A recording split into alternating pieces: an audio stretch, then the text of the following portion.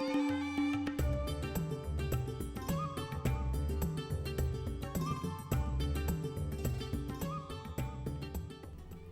everyone, I am Preeti Kiran, PGT Chemistry, Kendriya Vidyalaya, AGCR.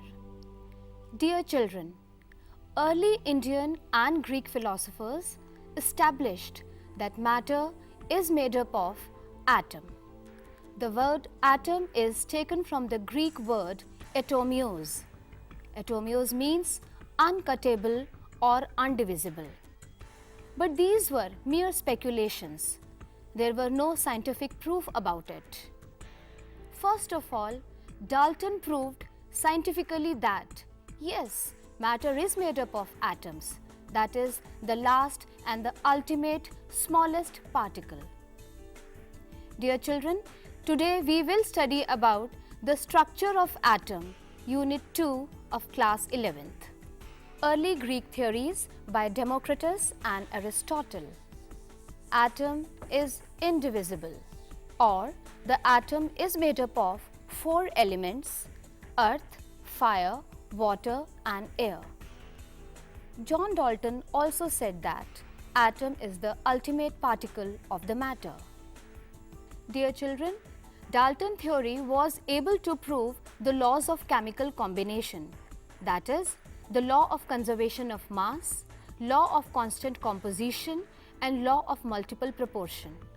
But it failed to explain why when a glass rod or an ebonite rod is rubbed with fur or silk produces electricity. Why electricity is generated on rubbing. The various discharge tube experiments by Maxwell, J.J. Thomson and Chadwick established that the atom is divisible.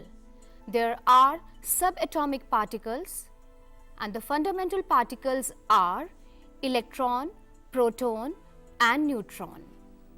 Here you can see the electrons and the nucleus containing the protons and the neutrons. Now we will study that how these electrons, protons and neutrons are arranged inside the atom.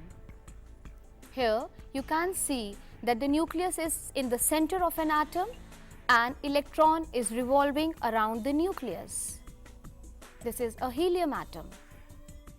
Dear children, what we see today, what we know today, that there is a nucleus inside the atom and the electrons are revolving around it. Various atomic models were proposed. First of all, let's study the various atomic models. Thomson plum pudding model. Thomson suggested that atom is spherical in shape and the positive charge is uniformly distributed and electrons are embedded into it. Then came the Rutherford model. Rutherford suggested that there in the center of an atom there is a nucleus which occupies a very small volume. All the mass of the atom is densely concentrated in the nucleus and the electrons are revolving around the nucleus.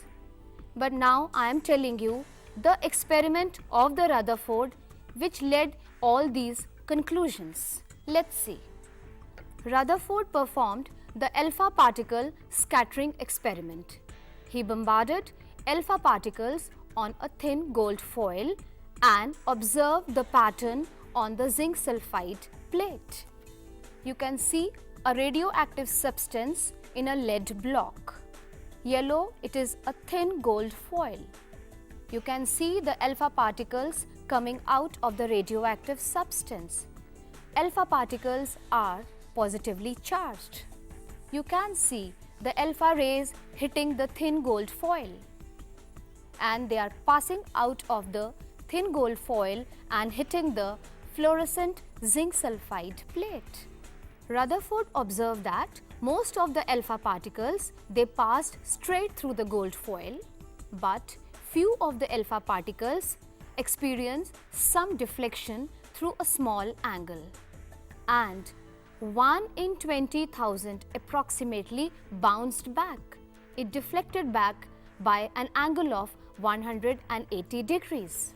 You can see that most of the alpha particles are going straight. Now you can see a little deflection.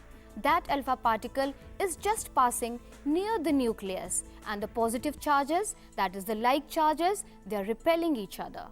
You can see the deflections.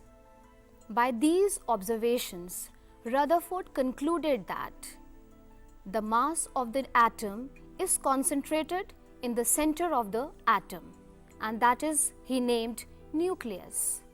Most of the space in the atom is empty, and electrons are revolving around the nucleus in the orbits. But dear students, Rutherford model fell into a trouble. There were drawbacks. According to the Maxwell electromagnetic theory, the theory says if a charged particle is accelerated, it emits electromagnetic radiations. And we know that electron is negatively charged. When it is revolving around the nucleus, it will emit radiations and it will follow a spiral path, and ultimately it will fall into the nucleus.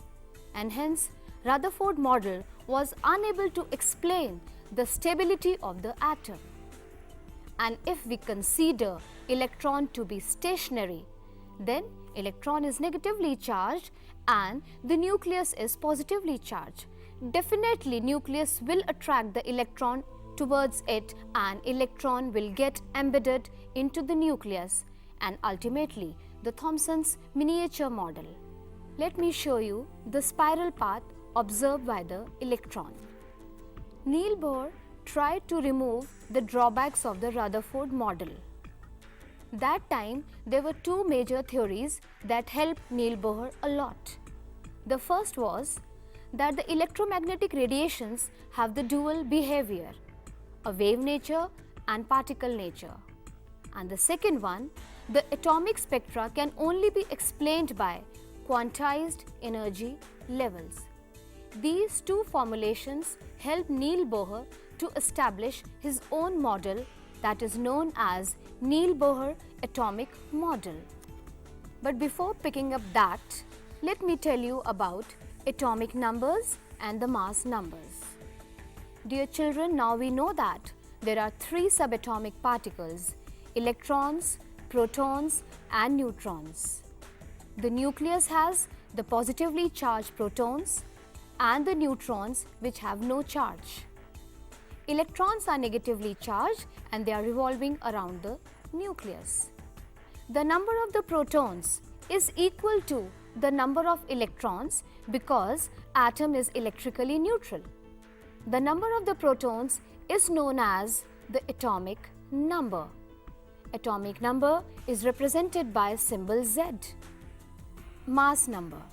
Mass number is equal to the total number of the neutrons and the protons.